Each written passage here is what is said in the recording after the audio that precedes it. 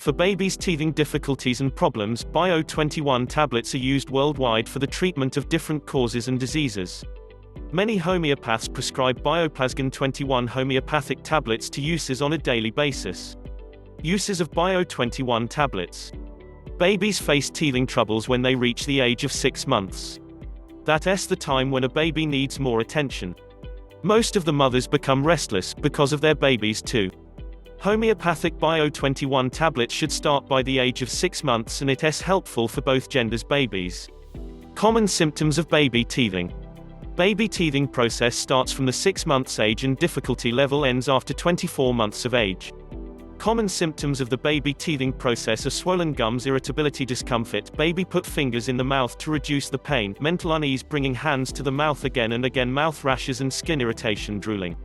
Common baby teething problems.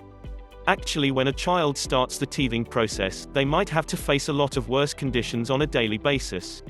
It's mostly due to the difficult process of teething. Common problems are fever, diarrhea, running nose, cough, fussy behavior, rashes, vomiting.